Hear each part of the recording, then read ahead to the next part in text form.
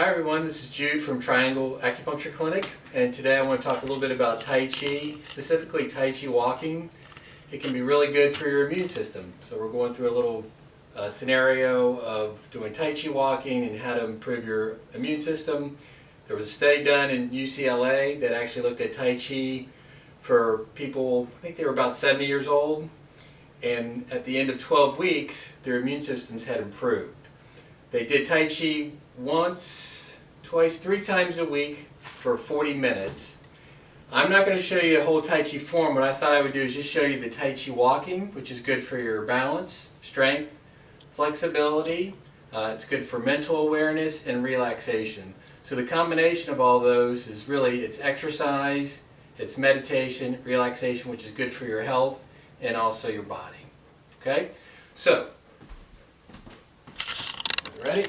Now I'm going to do this inside so that you can see that you don't need anywhere fancy. All you need is your body. You don't need to even do it outside. You can wear a flat shoes, or you can go barefoot. Barefoot would be a little bit harder. Now the biggest thing is you want to make sure that you contact a physician or your healthcare practitioner. Make sure you're okay to do this. But it's really a low level, low intensity workout. Okay? So what you want to do is, we're going to do the whole, this is sort of a modified Tai Chi walk. We're going to get into a bow stance, so the back foot's turned out a little bit and the front foot's turned out a little bit. So this is considered like a bow stance. So when we're walking, we're actually going to be stepping sort of like out at a 45, but we want to keep our balance between our feet, and we're going to keep going in a forward direction. So when I shift into my front foot here, we can start in the bow stance. What I want to do is just sort of gently slide my body, pick up my back heel. I'm going to tighten up my leg, tighten up my abdomen. I'm coming into a single leg stance, balance. I can put my toe down for a little bit of support and stability. Then I want to step out at a little bit of an angled side. So I'm not going to step straight, I'm going to step out to the side. But when I step, I want to make sure that I'm not putting all my weight into my foot. So see, I come here, I just put my heel down. And then as I shift in, I want to sink down between my feet. So my ankles, my knees, and my hips are always in a semi-flexed position. And I'm always weight bearing down between my legs, okay? Then as I want to shift into this leg, same thing. I let that left knee kind of bend, pick my heel up, start to tighten this leg up, use my lower abdominals, get my balance. I can bring my toe out here for support. I'm going to step out at an angle to the left. I'm going to gently and slowly sort of step in and sort of let everything sink between my feet. So I'm not pushing my knee past that front toe, that's a no-no. I want to get stable. The other thing I want to do is, as I step in, get strong. You might come up a little bit if you need to, but you're going to really try to work on keeping that head as level as possible, meaning it's not bobbing up and down. I step out. And it's almost like a wave hitting shore. I want to feel like it's sort of spreading out and sinking into the sand here. Okay? My spine stays straight up and down, nose, heart, and navel. Try to keep lined up so I won't be twisting too much. Shift in again. Can you see my legs? Good. Step. And shift in slowly. So the idea is we're going slow. We're staying in a weight-bearing position. If I really want to test my balance, I can come up and just hang here for just a second or two, stick that leg out really slowly, and then shift in really slowly. So the idea is to go real slow, be in control, my knees not past my toe, contract everything, single leg stance, keep going, shift in. So we'll do this from the front direction and then we'll switch and do it from a side direction so you can see. One more. So if you do this long enough, say 10 minutes, you actually will get a low to moderate cardiovascular workout as well. So it does a lot for you. Okay, so we're in a confined small space, which is fine, but eventually we're going to run out of room. So I'm going to try to show you how to turn around so you can kind of maintain the weight-bearing bent position. Okay, so let's push it down towards my feet here. So as I'm walking, you're on my feet. I got my son videotaping for me. As I step out, say this is as far as I can go. I'm going to shift in slowly like I normally do, except this time I'm going to bring that back foot up And just kind of pigeon toe, like, my toes are slightly pointed together. I'm going to shift into my left leg, pivot on my right toe. Now you can do this in several steps, doesn't have to be all at once. Then I'm going to step my foot out to the right, shift into the right foot, empty my left foot or take the weight off, pivot that left foot around, again, kind of pigeon-toed. Slowly shift in, these are slow movements, then pivot on my toe again, step my right heel out, shift in, and pivot that back toe in. And then you can watch me on the back side, so I shift in, step out, shift in slowly. See how my weight is staying between my feet, top of my head, my tailbone come down right between my feet here. I'm not leaning forward, I'm not back, I'm not pushing way past my toe. I'm in a sunk position here. Pick up that back foot, let the right knee bend, get strong in my leg, strong in my low back and my lower abdomen.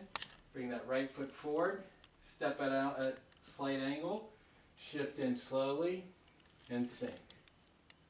And then you just keep going. Step. You do it in the hallway. If you have a little trouble, you can, if I start to lose my balance, I can bring my hands out to hold me. So I want to keep those legs working. Step and then shift in. I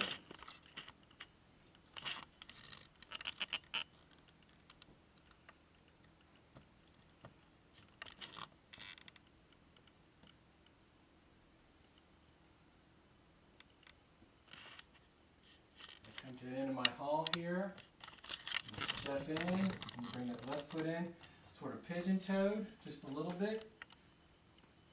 Bring that right heel up, pivot, step it back, turn, shift the weight to the right leg, turn my left foot in from my hip, shift back in, pivot on my right toe, step my foot out, and then I'm ready to come back. Okay, we're going to give you a side angle here, so it's the same thing. So I'm going to, well, hold on, get my stance here, so as I shift in, get fully weight bearing, just want to make sure you get a side view, step out at an angle, and then I'm sinking between my feet. So you can see how my knee, front knee, is not past my toes, my back knee is bent. Shift in slowly, I'm trying to keep that knee right where it is. Connect your tailbone to your heel. Slowly step your foot out, shift in slowly. So it does not have to be a big step, especially in the beginning. So I can come in here, if I take a smaller step, let's say I don't even get a full step, I shift in, I just want to make sure that my knees stay in the right position. So everything's still bent, my knee's still back behind my toe, just means you're not going to have a very long movement forward. And when I shift in, it's going to be real quick. Step, shift in, I'm going to go ahead and turn here. So when I need to turn, shift, let's do it from this side. Let's just say I step, bring that toe in, sort of pigeon-toed, pivot on my right foot, step my foot out, shift in, turn that back foot in. So turn my waist, turn my foot in, shift back in, step my foot out, and then I continue walking. That's side view. Good. Okay, we're going to give you a side angle here, so it's the same thing. So I'm going to, well, hold on, get my stance here, so as I shift in, get fully weight bearing, just want to make sure you get a side view, step out at an angle, and then I'm sinking between my feet. So you can see how my knee, front knee, is not past my toes, my back knee is bent. Shift in slowly, I'm trying to keep that knee right where it is. Connect your tailbone to your heel. Slowly step your foot out. Shift in slowly. So it does not have to be a big step, especially in the beginning. So I can come in here, if I take a smaller step, let's say I don't even get a full step, I shift in, I just want to make sure that my knees stay in the right position.